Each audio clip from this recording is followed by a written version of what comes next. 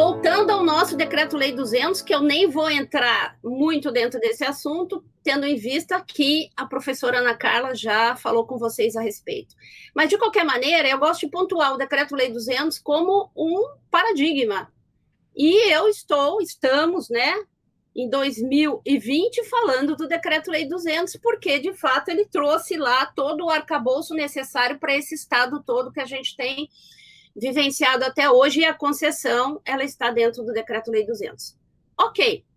E aí, como eu havia dito para vocês, na parte anterior, a participação das empresas, esse pilar de empresa, Estado, sociedade, empresa, ele precisa estar presente e foi muito prestigiado dentro da Constituição de 88, porque é uma forma de equilibrar as deficiências do Estado, porque a gente não pode pensar que o Estado ele tem condições de arcar com todos os compromissos que, teoricamente, no início ou no século passado, estavam destinados a ele. Então, o fato de ter financiamento privado, né? Por exemplo, vou dar um exemplo clássico para vocês. Se a administração pública não contasse com uma empresa para tocar o serviço de metrô, para tocar o serviço de ônibus de um determinado município, ou para assumir a responsabilidade pelo saneamento, ou pelo fornecimento de água e de luz, se ela não tivesse a possibilidade de conceder, ou tem uma palavra que se chama outorga e delegação, duas palavras, na verdade, delegação de um serviço público para exercício, para execução de uma empresa privada, ela teria que buscar o quê? Ela, administração, financiamento no banco para poder arcar com aquele custo. Então, vejam, por onde a administração quiser ou pretender se movimentar, ela precisa do privado. Isso não é demérito, né? Isto, como eu falei, é uma colaboração, isso não é demérito. Só que existem efetivamente compromissos aí, e o dinheiro faz parte, né? O financeiro faz parte de tudo isso. A administração, ela pode buscar um pouco mais na iniciativa privada ou um pouco menos, ok? Então, ficando com esse panorama das privatizações, das desestatizações, que é um termo mais genérico, e desse cenário de poder contar com instrumentos antigos para ter uma colaboração da iniciativa privada, nós chegamos aí na década de 90, e eu vou citar uma lei específica que se aplica à concessão, que é a Lei 8987 de 95. A Lei 8987 de 95, ela veio disciplinar a necessidade de fazer concessão e permissão de serviço público, licitar concessão e permissão de serviço público. Então, até 2004, nós só tínhamos este panorama, ou seja, uma lei 8987, né? Também tínhamos e temos a lei de 93, a 8666, que cuida de contratos, licitações e contratos administrativos. Por que, então, se a gente tinha 8987 de permissão, de concessão e permissão de serviço público, por que a gente precisou de uma lei em 2004? Porque havia muita dúvida. Veja, gente, quando a gente fala em dúvida, não são dos estudantes da IASH, não são dos estudantes das federais, não são dos estudantes das outras estaduais, e nem dos autores, só, apenas, de juristas, são de todos. Qual era a dúvida? O poder público, ele pode financiar essas atividades que estão na mão da iniciativa privada? Essa era a dúvida. O poder público, ele poderia aportar recursos nas concessões? Será? Porque se ele passa para a iniciativa privada a execução, ele pode colocar recurso ali? Pode. Sempre pôde, mesmo nas concessões e permissões da Lei 8987, mas o gestor público, ele ficava naquela dúvida, nem sempre ele tinha ali uma procuradoria, um assessor jurídico que tivesse confiança para fazer um parecer e autorizar uma negociação dessa. Então, veio a lei de 2004, a lei das parcerias público-privadas. Chamou-se de parceria, e esse termo parceria também é um termo que, amplamente falando, é um termo que pode designar qualquer contrato, qualquer convênio, qualquer ajuste celebrado da administração com o privado. É uma parceria, tá? Não vou aprofundar isso, existem textos e textos a respeito, mas o que fica muito claro hoje em dia, quando vai se estudar as parcerias público-privadas, e eu até falo nisso no meu livro, é que não há uma grande novidade em relação à concessão que é feita dentro de uma parceria público-privada. Ou seja, já no seu artigo 2º da lei, eu estou com a lei aqui na mão, né? Já no seu artigo 2º, diz que a parceria público-privada é o contrato administrativo de concessão, aquela concessão que a gente conhecia lá atrás, na modalidade patrocinada ou administrativa. Então, vamos lá. Vocês sabem, que eu já falei, que a concessão comum, que já existia da 89 e 87, é aquela que tem o poder concedente, o concessionário e o usuário. Quem é que remunera o concessionário? É a tarifa do usuário, tá? Então, deixamos de lado essa concessão comum.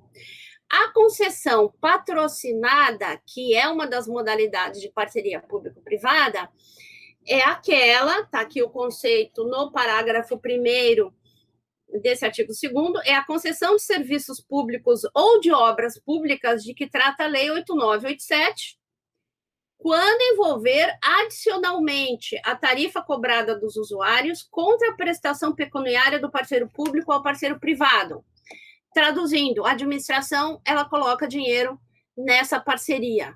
Ah, mas que história é essa? Por que colocar dinheiro? Por que dinheiro público? Ora, primeiro que o serviço continua sendo público. Se lembram que a titularidade continua da administração, continua sendo do poder público. Segundo, que existe um princípio muito importante aqui, que diz respeito à modicidade da tarifa. A tarifa que é cobrada do usuário tem que ser baixa. A tarifa tem que ser módica. Tanto que quando existe um edital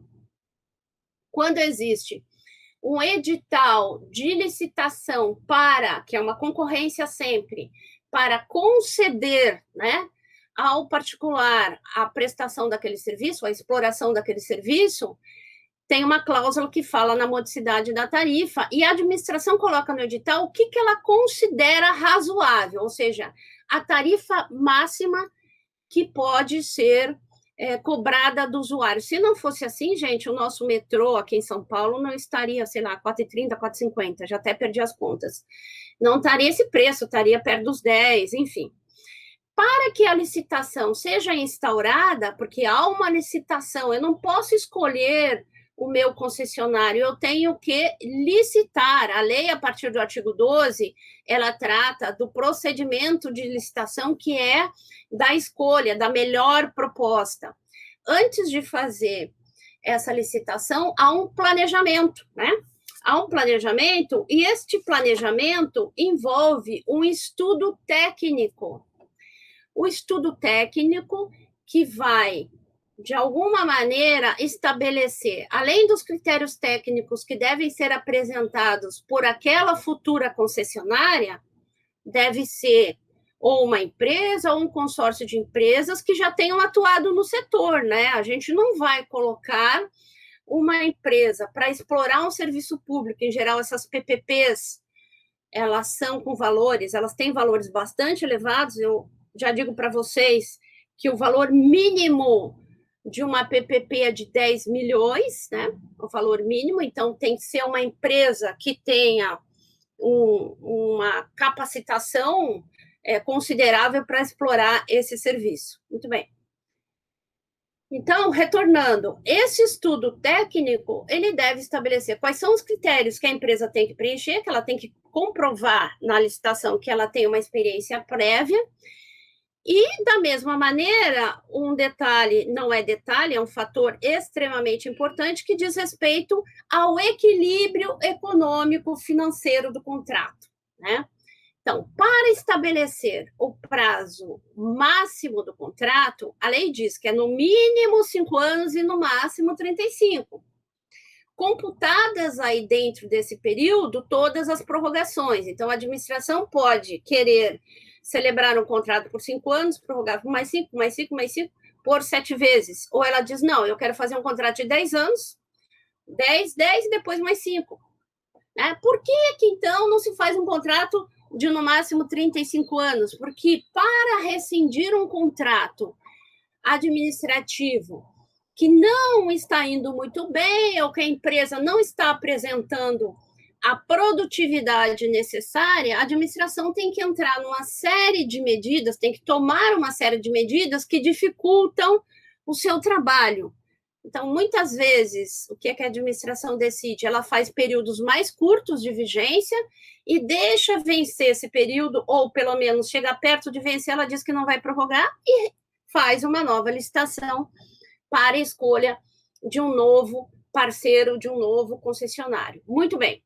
Então, esse estudo técnico vai definir aí quais são essas condições para qualquer concessão dentro da parceria público-privada, seja a patrocinada, seja a administrativa. Então, eu disse para vocês que a patrocinada, a administração, ela financia uma parte dessa exploração. Eu vou dar um exemplo para vocês.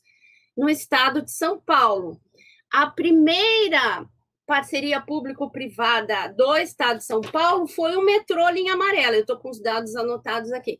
Metrô Linha Amarela.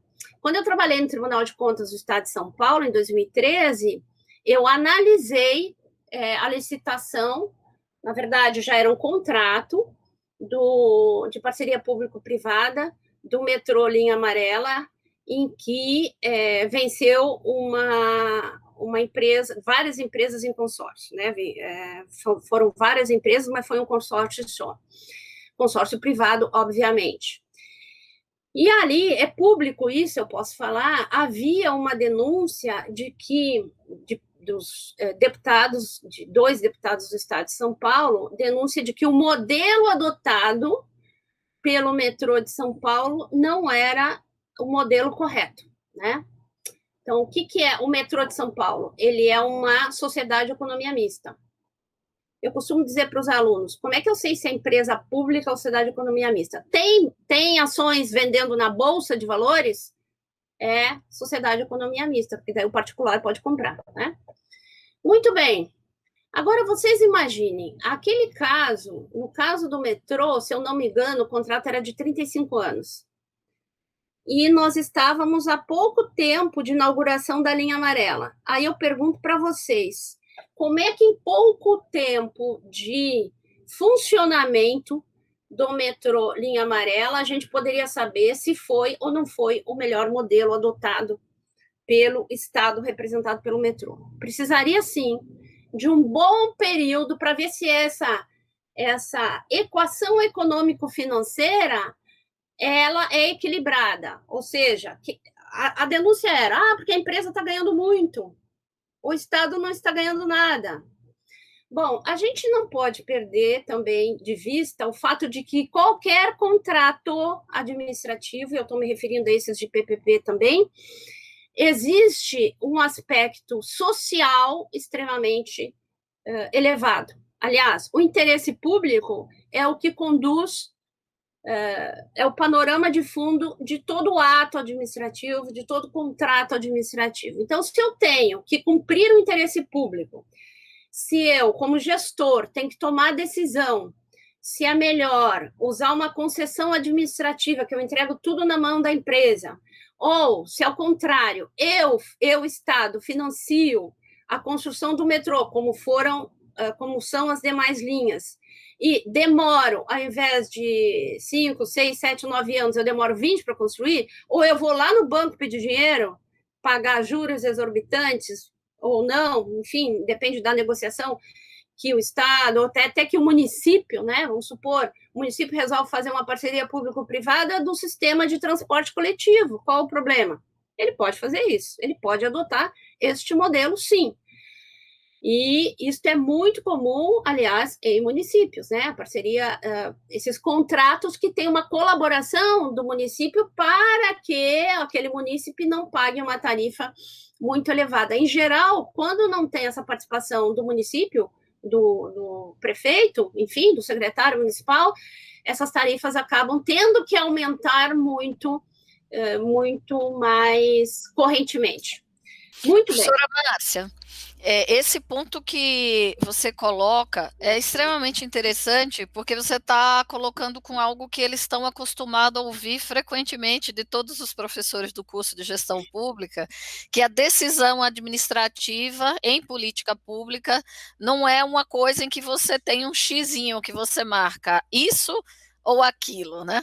Eles estudam na área do direito a questão da discricionariedade, né, das escolhas, da razoabilidade, da proporcionalidade. Na verdade, o que você está trazendo para eles, dando esse exemplo aí do metrô, é uma aplicação dos princípios administrativos do serviço público na vida como ela é, que o gestor vai se colocar diante de uma necessidade pública, de um serviço a ser prestado, de um dilema orçamentário, e ele vai ter de tomar uma decisão administrativa, que vai ser prestar diretamente ou que vai ser utilizar esses arranjos de parcerias. O tema que você traz, né, transporte público, é um tema que afeta muito a vida dos municípios.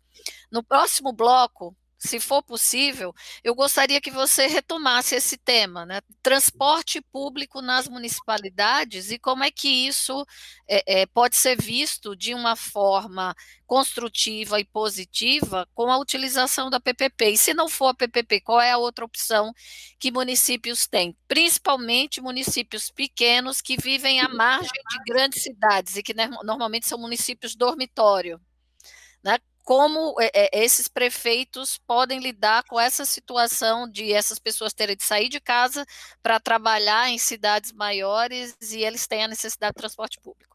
Isso fica para o próximo bloco. Espero vocês daqui a pouquinho. Até mais.